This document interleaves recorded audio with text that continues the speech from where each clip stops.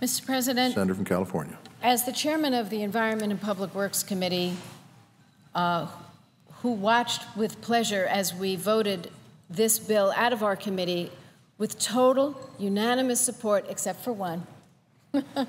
We had almost everyone. I am delighted that the leader has chosen to go to the reauthorization of the Economic Development Administration. And I'll tell you why. There's really three reasons. Jobs, jobs, and jobs.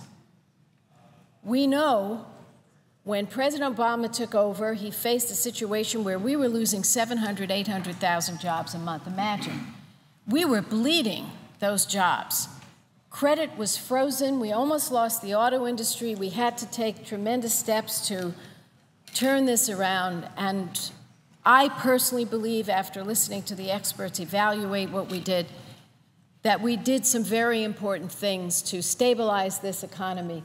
But clearly, this recession that we're trying to get out of here was the worst since the Great Depression, and the job loss has been severe. So it's very difficult when you lose 7, 8 million jobs in that kind of a downturn. You need robust job creation to get these jobs back. Now, we had a very important bill on the floor dealing with small business, to help small business, and that bill was loaded down with a bunch of extraneous amendments, and Mr. President, never got off the floor. Now is our chance. And I don't mind it if people attach amendments that they think are very important, and we have some reasonable time set aside for those. We have votes on those. I don't have any problem with that. But we've got to get on with the business of job creation. So let me tell you a little bit about the EDA. For 50 years, the EDA, the Economic Development Administration, has created jobs and spurred growth in economically hard-hit communities. And this bill, S-782, will ensure that EDA will continue to create employment opportunities, maintain existing jobs, and drive local economic growth. We know that the EDA's authorization expired in 2008. And by the way, the last time it was voted on, it was, I believe, under George Bush, and it was done by voice vote. And even in the House, it was an overwhelming bipartisan vote, and George Bush signed it. Can't we get back to the days of bipartisanship? I say to my colleagues, this is the moment. A bill that has been voted out of the committee with near unanimous consent, a program that has been in place since 1965, and we know these are tough times. All of our communities are going through tough times. Most of our communities are, and the EDA has worked beautifully with local communities to spur economic development. EDA provides a wide range of assistance to these areas. They fund water and sewer improvements. They help manufacturers and producers become more competitive. And here's the thing about these investments. They attract state dollars, local dollars, nonprofit dollars, private company dollars, so that every dollar we put in, Mr. President, to this program yields us $7 in private sector investment. So this is the first point I want to make to my colleagues and to the American people. EDA leverages federal dollars to create jobs. $1 of Economic Development Administration investment is expected to attract $7 in private sector investment. And this comes from congressional testimony in March of 2011. That's why we got such a great vote out of our committee, and you're going to hear from Senator Cardin later, who serves in a very senior position on that committee. It's rare that we have these type of votes. Since January of 2009, even though the EDA wasn't reauthorized, it still continued to go along under the old program. It continued to go along with appropriations. Since '09, public-private projects that grantees have looked at say they have created 161,500 jobs. Let's look at that chart. Mr. President, this is good news. I have good news today. This is a program that is working for the American people. Since January '09, EDA has funded public-private projects that grantees estimate have created 161,500 jobs. And so what we bring to you is a reauthorization of a very popular program that's been in place since 1965, that has always had tremendous bipartisan support, that is working on the ground, that the local people love. And let me tell you who has already endorsed this bill.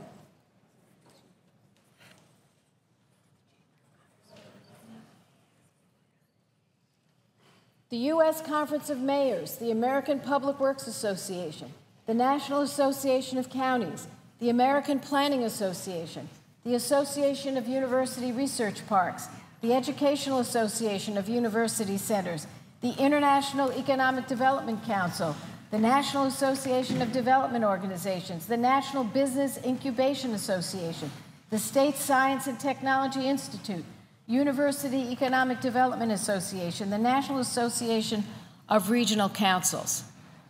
These are people on the ground very close to our constituents. Who could be closer than the mayors and the counties?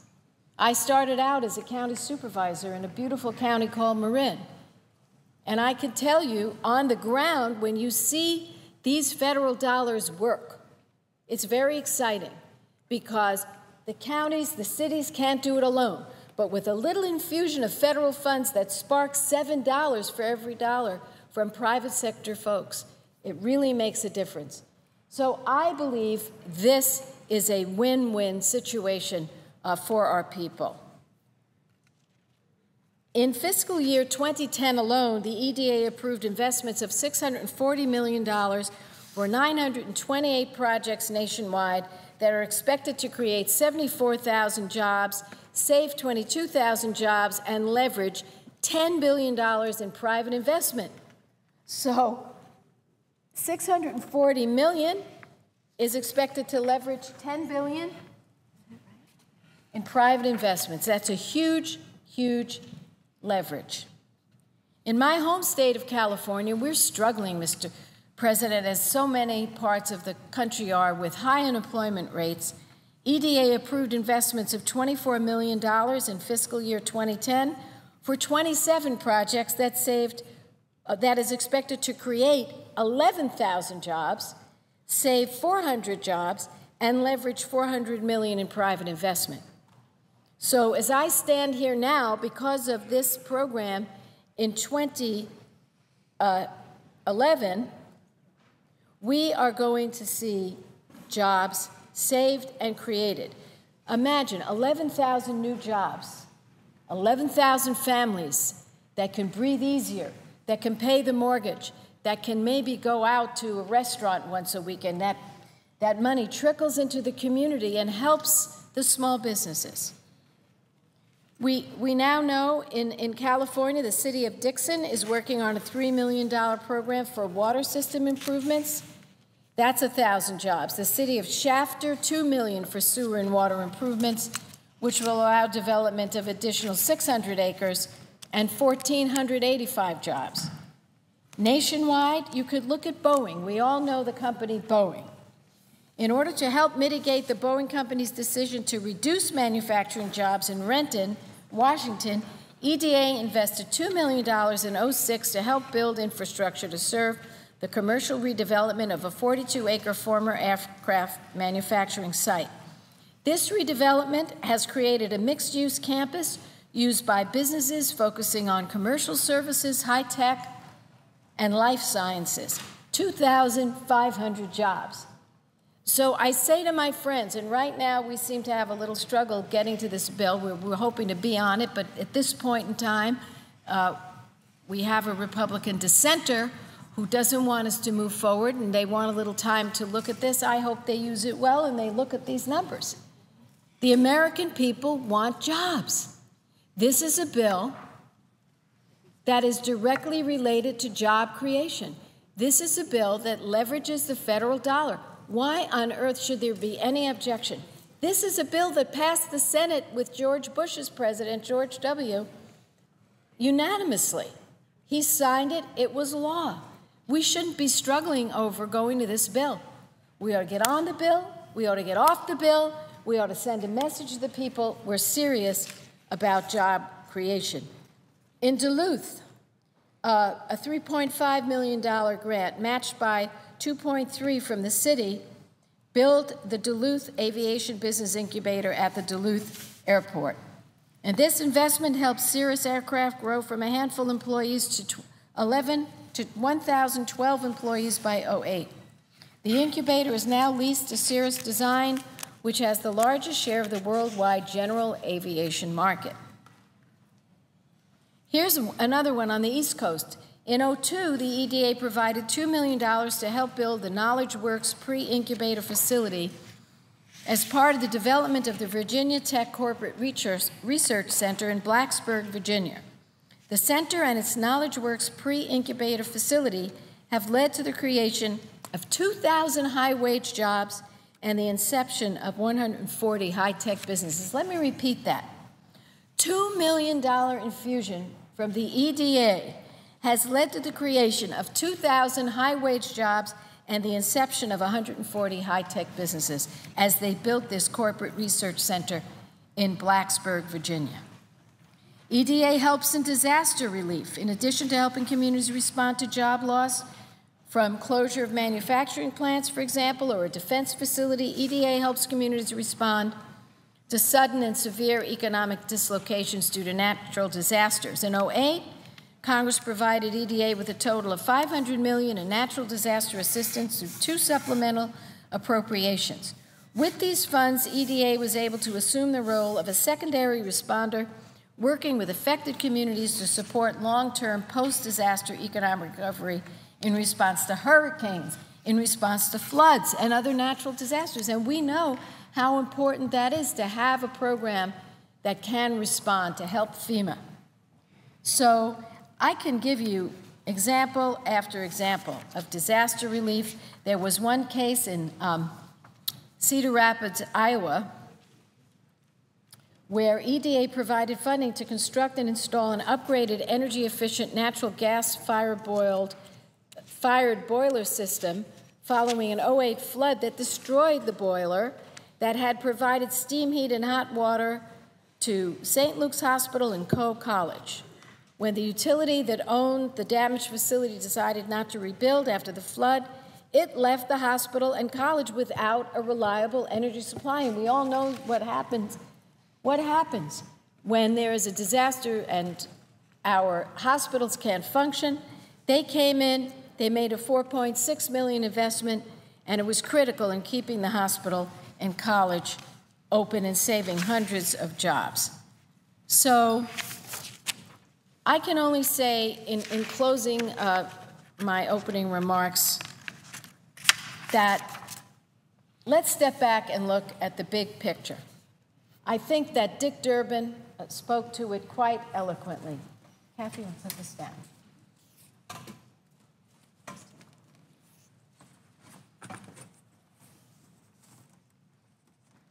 We can leave this one up. Senator Durbin was very clear when he said that we're at a time now where we've got to create jobs. And he gave kind of the overview of what has happened. When Bill Clinton was president, I was privileged enough to be here, sent by the people of California, my first term here. And Bill Clinton faced a deficit, a debt, and a struggling economy. But with very smart plans, we turned it around. What were the smart plans? We reduced the deficit to 0. But we did it in a smart way. How did we do it? We kept on making investments that made sense at that time in energy, high-tech research, biomedical research. We made those investments. We cut out the waste and the fraud. And we said to the people who are billionaires, you know what? You can do a little more for us, please. And they were happy to do it, actually. So the millionaires and the billionaires paid their fair share, and we made smart investments and cut out the waste, fraud, abuse. And we not only balanced the budget, but we created a surplus. In comes George W. Bush. Our Republican friends decided the thing they wanted to do more than anything was to give tax breaks to the billionaires, the millionaires, to the Warren Buffetts who don't need it, to the Donald Trumps who don't need it. They don't need it. The average of these tax cuts to these millionaires and billionaires, hundreds of thousands a year. And what that means is we're short funds here. So what do our Republican friends want to do now? They want to cut Medicare, end it, in order to continue to pay for the tax cuts for the millionaires. It's not necessary to go down that road. Well, that's not before us today. What is before us today is, while we have that battle of how to get that deficit under control, what are we going to do about jobs? So today, we're looking at a program that has strong bipartisan support, that leverages the federal dollars, that gets great reviews, that got out of our committee with only one dissenting vote, and it's the EDA, the Economic Development Administration. They have 6 regions. They have 6 regional offices. Each region, East, West, Midwest, South, each of these regions gets a fair share of the appropriations. It goes to places that have good ideas on how to attract local, state, nonprofit, and private sector funding, and every dollar of EDA investment is expected to attract $7 in private sector investment, thereby saving and creating thousands and thousands of good jobs. So, Mr. President, I understand my Republican friends are going to have a discussion at lunchtime as to whether to allow this bill to move forward. I would hope, from the bottom of my heart, that they will do so. And I would now yield to Senator Cardin.